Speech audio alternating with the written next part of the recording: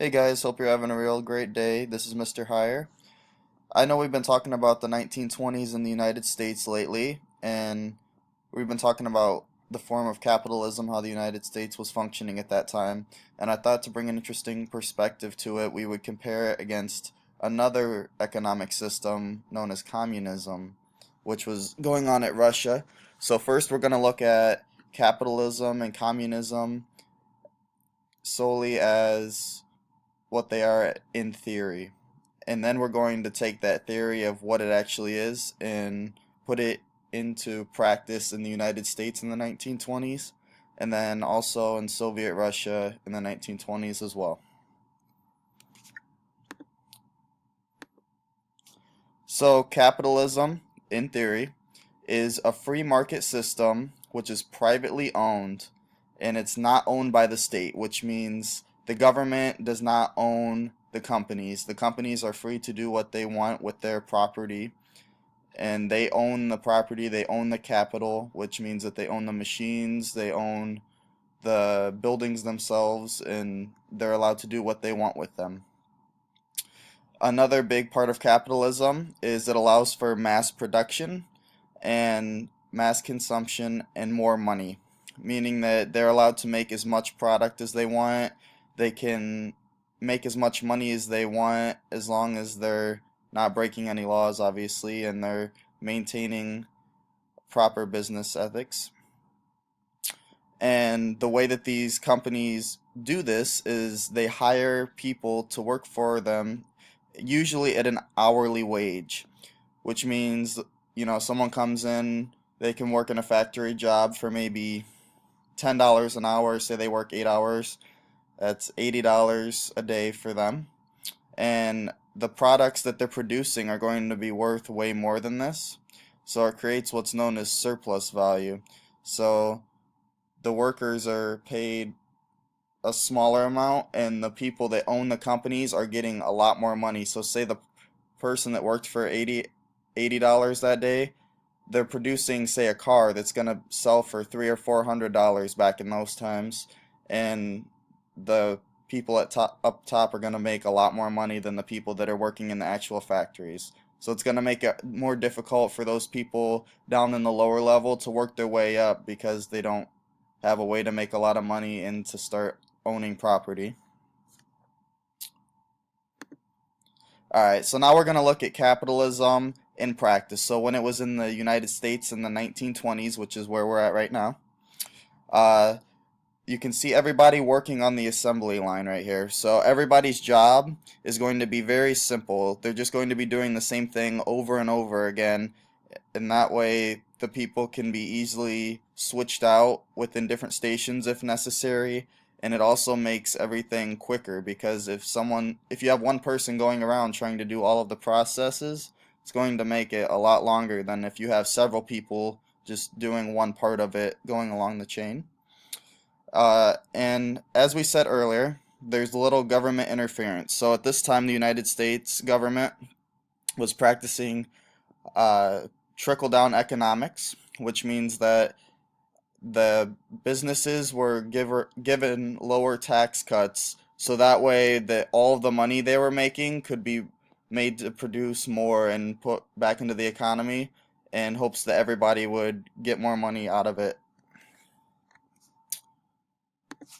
Okay, so now we're going to move on to communism, and this is just the theory of communism.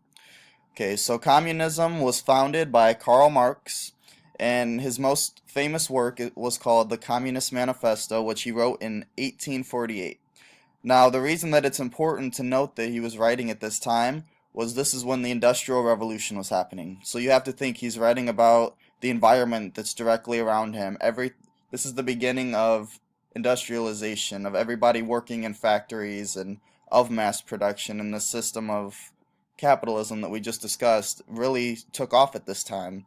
So for him to write this, it was sort of going against everything that was starting to come up in the system. So his theory of communism called for the elimination of a state. So the elimination of state means that there's not going to be any government systems in charge and that everything is going to be ruled by the people. He also called for the elimination of class structure, which means that everybody would be treated equal financially. So there, in our system today in the United States, when we hear the word class, we associate it with money, and if you have more money, then you're considered to be like a higher class. So the what he's doing here is he wants to eliminate this class structure in order to make sure that everybody is treated equally and that everybody gets an equal piece of what is being produced. He also calls for the elimination of private property, which is very important as well because, as we discussed earlier with capitalism, if one company owns all the private property, they're allowed to do whatever they want with it, and that means that they don't have to share it and they don't have to share the wealth with other people in the that are working in the factories and doing all of the hard work. So Marx wants everybody to be treated equally and share everything equally among all the citizens. So now we're going to look at communism in practice. So the most notable form of this would be in the 1920s in the Soviet Union. In 1917, there was what was known as the October Revolution, in which you could see the picture of him on the right there. His name's Vladimir Lenin.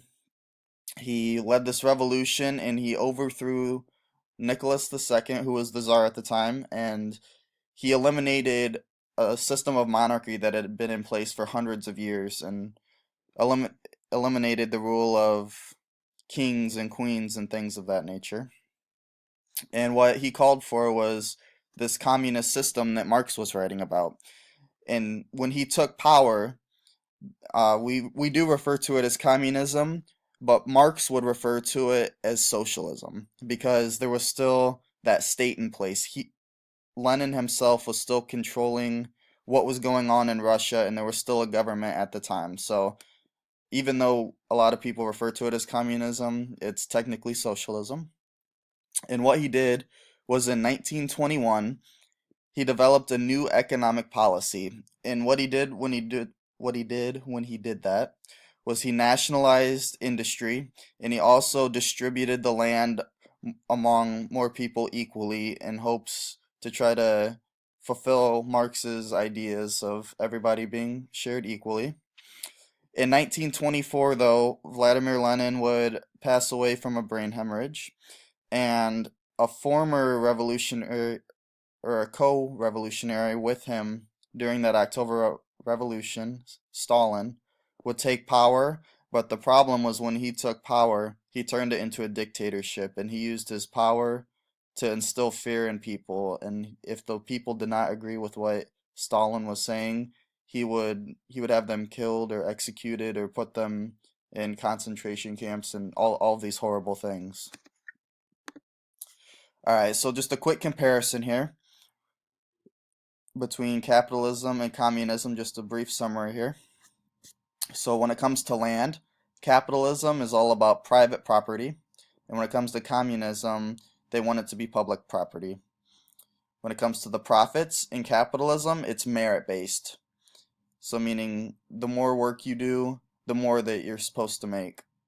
In communism, everybody is supposed to equally share the profits no matter what part of the company you work in. If you're a factory worker, you are supposed to make the same as someone up in the upper levels, up in the office, or the CEOs, or all of those things.